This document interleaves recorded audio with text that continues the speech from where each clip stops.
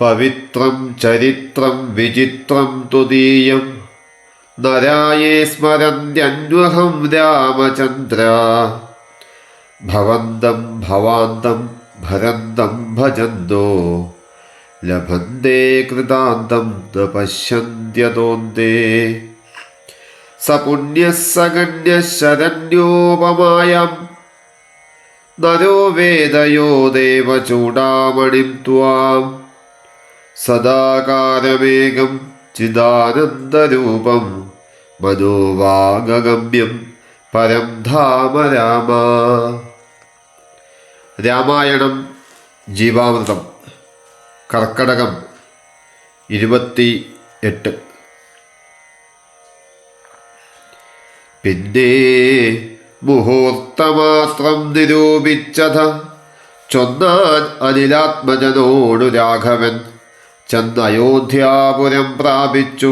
സോദരൻ തന്നെയും കണ്ടു വിശേഷമറിഞ്ഞു നീ വന്നിടുകെന്നുതെ വൃത്താന്തവും പുനരൊന്നൊഴിയാതെ അവനോടു ചൊല്ലണം.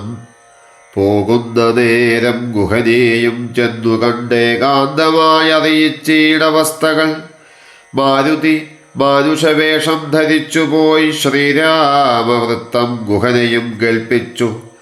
സത്വരം ചെന്നു നന്ദിഗ്രാമമുൾപ്പൊക്കു ഭക്തനായിടും ഭരതനെ കൂപ്പിനാൻ. പാതുകവും വെച്ചു പൂജിച്ച നാരദം ചേതസാ രാമനെ ധ്യാനിച്ചു ശുദ്ധനായി. സോദരനോടും അമാത്യജനത്തോടും ആദരപൂർവം ജടാവൽക്കലം പൂണ്ടു മൂലഫലവും ഭുജിച്ചു കൃശാംഗനായി. ബാലനോടും കൂടെ വാഴുന്നത് കണ്ടു മാരുതിയും ബഹുമാനിച്ചിതേറ്റവും ആരുമില്ലിത്ര ഭക്തന്മാരവനിയിൽ എന്നു കൽപ്പിച്ചു വണങ്ങി വിനീതനായി നിന്നു മധുരമമ്മാറു ചൊല്ലിയിടിനാൻ. അഗ്രജൻ തന്നെ മുഹൂർത്തമാത്രേണ നിന്നഗ്രേ നിരാമയം കാണാം ഗുണനിധേ. സീതയോടും സുമിത്രാത്മജൻ തന്നോടും ആദരവേറും പ്ലവകബലത്തോടും സുഗ്രീവനോടും വിഭീഷണൻ തന്നോടും ഉഗ്രമായുള്ള രക്ഷോബലം തന്നോടും പുഷ്പകമാം വിമാനത്തിന്മേലേറി വന്നിപ്പോൾ ഇവിടെ ഇറങ്ങും ദയാപരൻ.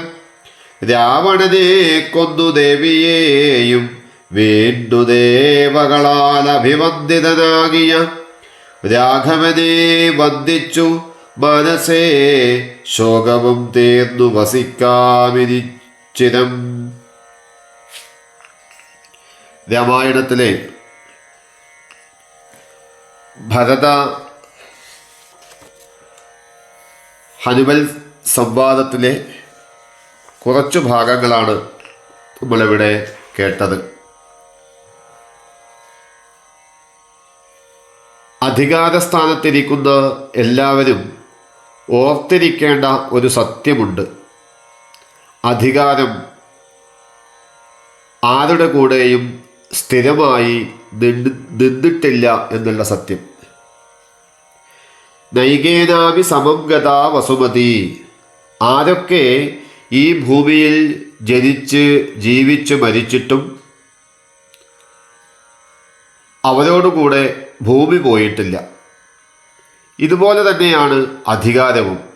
ഭരണാധികാരികൾ മാറുന്നതിന് അനുസരിച്ച് അധികാരത്തിൻ്റെയും ഭരണനയത്തിൻ്റെയും സന്തുലിതാവസ്ഥയിൽ മാറ്റം ഉണ്ടാകും.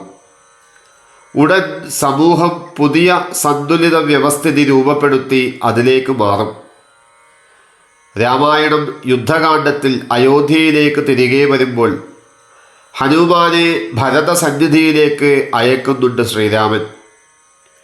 14 വർഷം ഭരതൻ്റെ ഭരണത്തിൻ കീഴിൽ ജീവിച്ച അയോധ്യയിലെ ജനതയ്ക്ക് മുന്നിലേക്കാണ് താൻ തിരികെ വരുന്നത്. അധികാരത്തിലേക്ക് തിരിച്ചെത്തുമ്പോൾ ജനസ്വീകാര്യത എത്രമാത്രം ഉണ്ടാകും എന്നറിയണം. മറ്റൊന്ന്, ഭരതന് അധികാരത്തോട് ആസക്തി വന്നുപെട്ടിട്ടുണ്ടോ എന്നും അറിയണം. ശ്രീരാമൻ പറയുന്നു, പിതൃപൈതാമഹം രാജ്യം കസ്യന ആവർത്തയേൻ മനഃ. അച്ഛനമ്മമാർ വഴി കിട്ടിയ രാജ്യം, രാജാധികാരം ആരുടെ മനസ്സാണ് മാറ്റിക്കൂടാത്തത്? ഞാൻ ബന്ധുമിത്രങ്ങളോടുകൂടി വരുന്നു എന്ന് അങ്ങ് ഭരതനോട് പറയണം. ഇത് കേൾക്കുമ്പോൾ ഭരതൻ ഏതവസ്ഥയിലാണെന്ന് അങ്ങ് മനസ്സിലാക്കണം. മാത്രമല്ല, ജ്ഞേയാഹ സർവേജ വൃത്താന്താ ഭരതസ്യേങ്കിതാനി ച തത്തേന മുഖവർണ്ണേന ദൃഷ്ടിയ വാ ആഭാഷിതേന ച. അയോധ്യയിലെ എല്ലാ വാർത്തയും ഭരതൻ്റെ ആഗ്രഹങ്ങളുമെല്ലാം അദ്ദേഹത്തിൻ്റെ മുഖത്തിൽ നിന്നും ദൃഷ്ടിയിൽ നിന്നും സംഭാഷണത്തിൽ നിന്നും കണ്ടറിയണം. ഭരതന് രാജ്യത്തോട് ആഗ്രഹം വന്നെങ്കിൽ ഭരതൻ തന്നെ നാടുവാഴട്ടെ. ഇതാണ് അധികാരത്തിലേക്ക് തിരികെ എത്തുന്ന രാമൻ്റെ ദർശനം. സമാന രീതിയിൽ ഒരു സംഭവം കിരാതാർജുനീയ കാവ്യത്തിൽ കാണാം. ദുര്യോധനൻ്റെ ഭരണത്തിൻ കീഴിൽ ഹസ്തിനപുരിയിലെ ജനത എപ്രകാരം വർത്തിക്കുന്നു എന്നറിയാനായി യുധിഷ്ഠിരൻ ഒരു ചാരനെ അയക്കുന്നുണ്ട്.